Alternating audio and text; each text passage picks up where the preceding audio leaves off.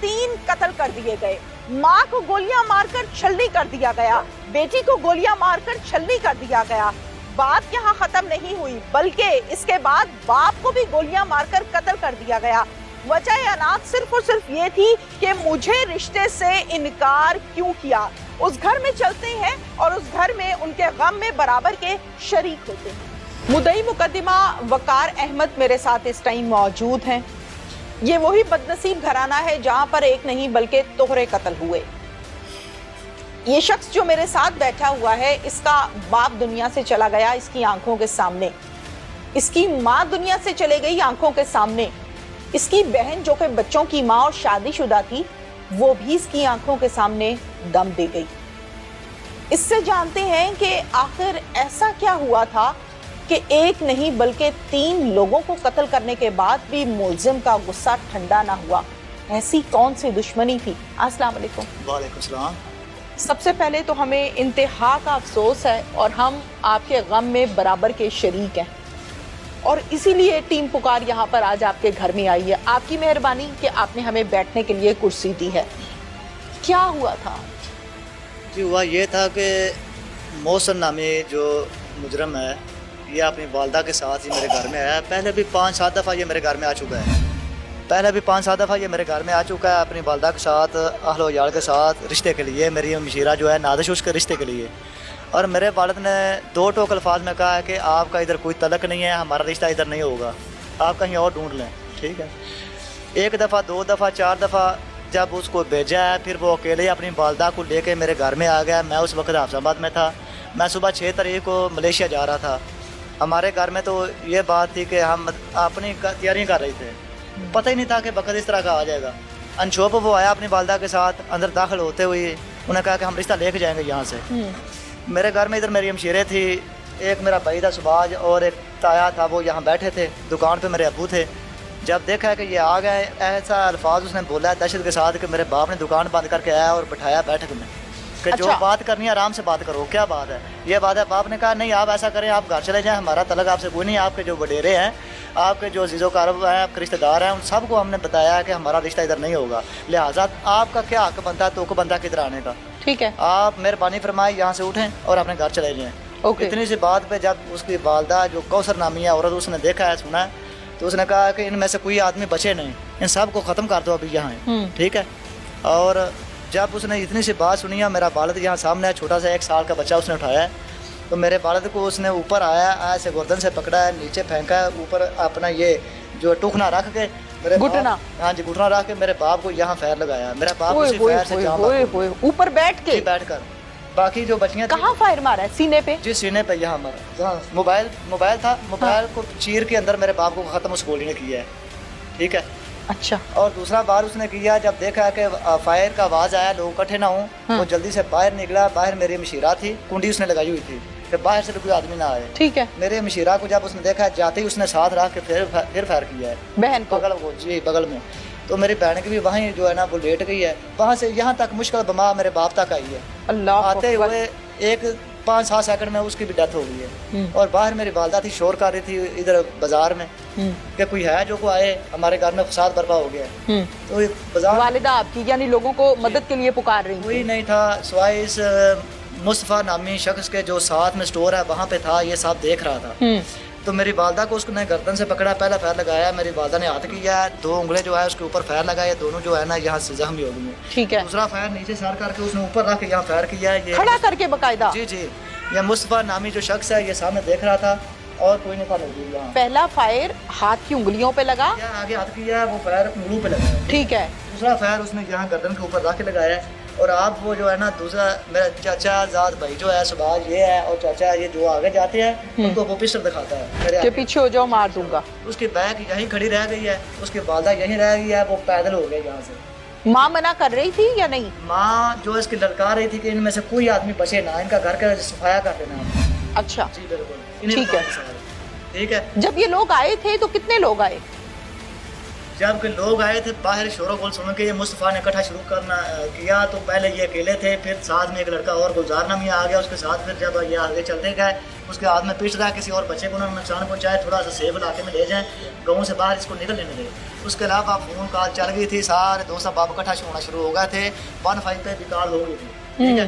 वो भी उधर अपनी तरफ से आ रहे थे, तो गाँव के बाहर जाते ही इन सब लोगों ने घेरा डाल लिया, घेरा डाल के उसको पकड़ लिया। वालदा उसकी जो है वो यहाँ बाज़ारों में ही पकड़ लिया, ठीक है। ये 1-2 मिनट के अंदर अंदर मेरा बाप, मेरी माँ और मेरी अमशीरा जो है वो दुनिया से चल बसे, ठीक है। बात सिर्फ इतनी सी थी कि हमने नहीं करना, हमारी मर्जी, हमारा रिश्ता करें हम या ना करें, आप कौन होते हो। बिल्कुल सही है। मेरे बाप को ये मंजूर नहीं था, उनकी बेटी थी और मैं भी यही कहता था कि नहीं, वो मुझे भी ढूंढता रहा। मैं तो बस मेरा दाना पानी था, मैं अफजाबाद था, सुबह मैंने मलेशिया जाना था, मैं नहीं बस यहाँ। अफसोस मुझको भी बहुत ज़्यादा अच्छा, है कि ये कोई पसंद की शादी का मामला तो नहीं था? जी नहीं, बिल्कुल भी नहीं। हमारे पेरेंट्स जो करते हैं वही होता है, हम बड़े जो करते हम हैं। सब अपने वालिद जो कहता है उसकी बात मानते हैं, ठीक है, ठीक है। वालदा को उन्होंने तंग किया, वालदा ने भी यह कहा है कि हम घर में मशवरा कर लें, जिस तरह हमारा मशवरा होगा आपको बता देंगे, बिल्कुल सही, लिहाजा ये फाइनल बात नहीं है, ठीक है। हर रोज दूसरे दिन मेरा बाप यही जब वो आते ठीक है, बिल्कुल ठीक है। इस केस में एक ऐसा किरदार भी है, जब मुलजिम ने कत्ल किए, ये कत्ल करने के बाद धनधनाता हुआ घर से बाहर पैदल निकला,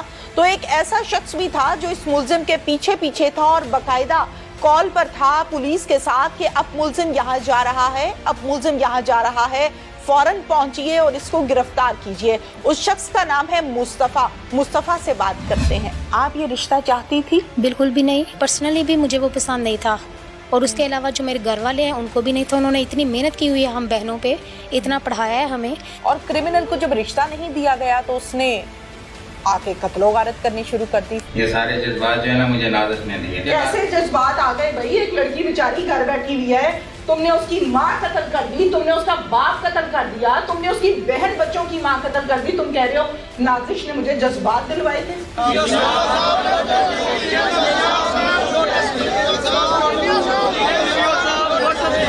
मुस्तफ़ा उस दिन कैसे पुलिस को खबर दी, पीछा कर रहे थे? जी मैडम, मैं ये जो पीछे वाला बाजार है ना, उस चौक में सिगरेट लेने के लिए ये जो दुकान है ना, इधर आया, तो मैंने देखा कि एक मेरी नावाकिफ शख्स है जो इधर फायर मार रहा है। मुझे नहीं पता कि ये वकार की अम्मा है। अच्छा। मैंने ये देखा कि कोई औरत को फायर मार रहा है। हाँ। जब मैंने ये देखा तो मैं इधर भागा, वो इतनी देर में इधर भाग गया। ये जो मोड़ है ना, ठीक है, इधर क्रॉस कर गया, ठीक है। उधर मैं आया तो देखा वो ऐसे उल्टी पड़ी थी इसकी मामा वकार की। जब मैंने देखा तो मैंने बहुत, मुझे दुख हुआ कि ये ऐसे क्या ऐसा वाक़या हो सकता, कौन है ये बंदा। हाँ। वो मैंने ऐसे बाजू से पकड़ा तो मैंने कहा मेरी माँ बहन ही है, जो भी मेरा मोहल्ला है। मैंने ऐसे पकड़ा, मैंने देखा तो ये मेरी चाची है। वो हमारे घर आती जाती, मेरा बेटा पढ़ता है इधर। अच्छा, फिर? वकार के घर। फिर जब मैंने उठाया तो मैंने देखा तो वो सांस ले रही थी। उस वक्त उसका हाथ पाँव नहीं हिल रहा था। जब मैंने ये देखा तो फिर इधर औरतें खड़ी थी। मैंने उनसे पूछा ये कौन आदमी है। उन्होंने कहा कि ये इधर कोई मांगट है अफजाबाद में। हाँ। साइड पर उधर कोई मांगटों का कोई मेहमान है हमारे घर में आया था। इतनी सी बात सुनी है औरतों से तो मैं पीछे भाग पड़ा। इन औरतों ने बताया था कि व्हाइट कलर का सूट पहना उसने, तो मेरी बहुत दूर तक नजर पड़ी। हाँ। मैंने देखा कि मुझे शक हो गया कि बंदा वही है जो खेतों में भाग रहा है। आप उसको पकड़ने की गर्ज से उसके पीछे जा रहे थे? जी, पीछा कर रहे थे जी। इसीलिए वो जब हम वो फतेह की क्रॉस किया तो नजर पड़ी, बहुत दूर था वो।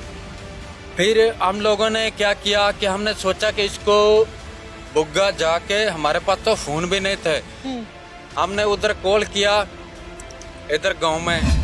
इधर वो हमारे दोस्त हैं, हमारे भाई हैं, उन्होंने हमारी मदद की। ठीक है। वो उसका नाम नहीं मैं लेना चाहता, लेकिन कोई बात नहीं, मैं भी अकेला ही हूँ, मुझे कोई टेंशन। हमारे पीछे पूरा गांव लेके उधर आए उसको पकड़ने के लिए। बहुत अच्छी बात है। अब उस मासूम बच्ची से आपकी बात करवाते हैं, उसका क्या कहना है। नाजिश मेरे साथ इस टाइम मौजूद है, नाजिश से बात करते हैं। अस्सलाम वालेकुम। वालेकुम सलाम। बेटा, जो हुआ वो टोटली गलत हुआ। आप मुझे ये बताएं कि आप उस टाइम घर पर थे? जी मैं घर पे ही थी।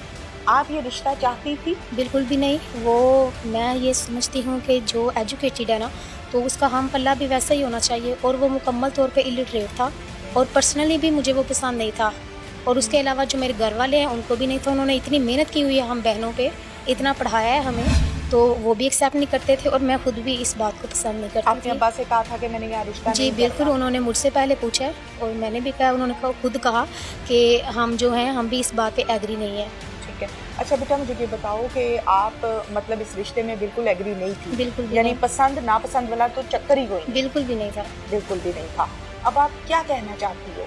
मैं चाहती हूँ कि जिस तरह मेरे माँ बाप, मेरी बहन मारे गए हैं, वो इतने मासूम, इतने शरीफ, पूरा जो आपको पता चला होगा कि जी। वो गवर्नमेंट जॉब होल्डर थे दोनों, इस तरह वो मारे गए हैं। हमारे वाहद कफील थे वो। मैं चाहती हूँ कि सख्त से सख्त सज़ा उनको दी जाए जो मुजरिम हैं। जिस तरह हमें तनहा छोड़ दिया गया है, आप हमारा साथ दें, उनको कैफरे किरदार तक पहुँचाएँ, उन्हें सिर्फ सज़ा ना दी जाए बल्कि सज़ाए मौत दी जाए उनको। बेटा तालीम उनको- कहाँ तक हासिल की है? मैंने डबल मास्टर्स किया है। डबल मास्टर्स किया? जी।